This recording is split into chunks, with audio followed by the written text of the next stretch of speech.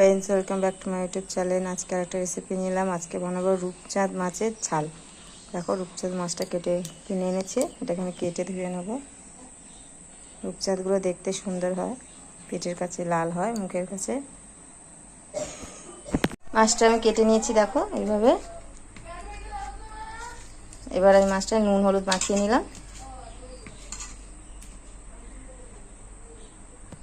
মাছের জন্য আমি আলু, পেঁয়াজ, টমেটো কেটে নিয়েছি। একটু ক্যাপসিকাম ছিল, আমি দিয়ে দিয়েছি। এতে কড়া বসিয়ে দিয়েছি, গ্যাসটা জ্বেলে দিয়েছি। তেলটা গরম হলে মাছগুলো ভেজে নেব। মাছগুলো আমি ভাজা বসিয়ে দিয়েছি, দেখো। এগুলোকে আমি এইভাবে সব কটা ভেজে নেব।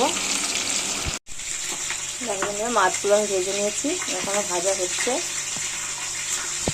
মাছগুলো সব ভাজা হয়ে গেছে। কড়া ওই মাছের তেলে দিয়ে দিয়েছি জিরে ফোড়ন, হচ্ছে আলুগুলো ভেজে নেব।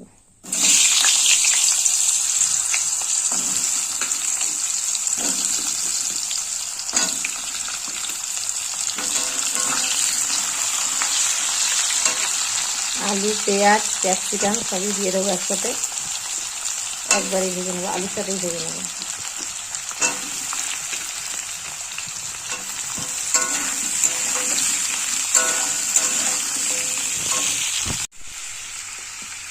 আলুতে নুন দিয়ে দিলাম, নুন আর হলুদ দিয়ে ভেজে নেবো।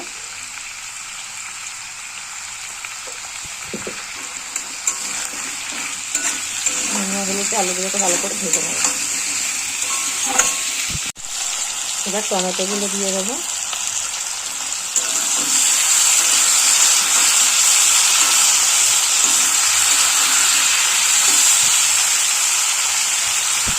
আদা রসুনের পেস্টটা দিয়ে দেবো। এটা হচ্ছে আদা রসুন জিরে ধনে একসাথে পেস্ট করা আছে। দিয়ে মশলাটা দিয়ে কষাবো, আলুটাকে কষিয়ে নেব।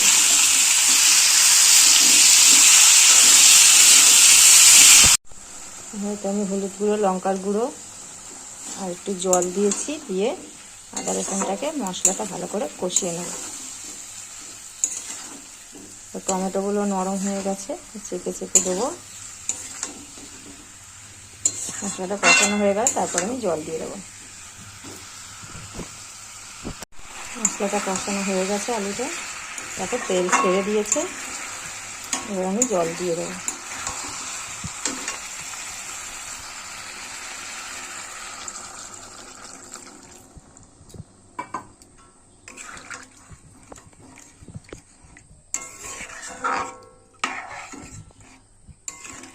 আলুটা সেদ্ধ হয়ে গেলে আমি মাছগুলো এতে দিয়ে দেবো।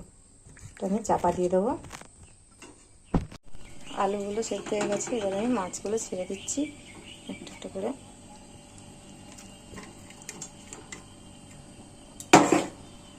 মাছগুলো দিয়ে একটু ফুটিয়ে নেব। তরকারিটা হয়ে গেছে, আলু সেদ্ধ হয়ে গেছে। এবার মাছগুলো দিয়ে একটু ফুটিয়ে নিয়ে তারপর আমি গরম মশলা ধনেপাতা দিয়ে নামিয়ে নেব।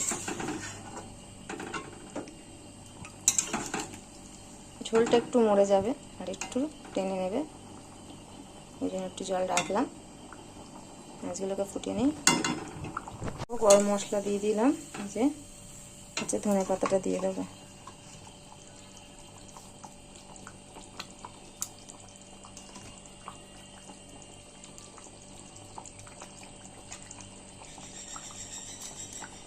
তরকারিটা আমার হয়ে গেছে। ভালো লাগলে চ্যানেলটাকে আমার লাইক কমেন্ট শেয়ার করবেন, সাবস্ক্রাইব করবেন।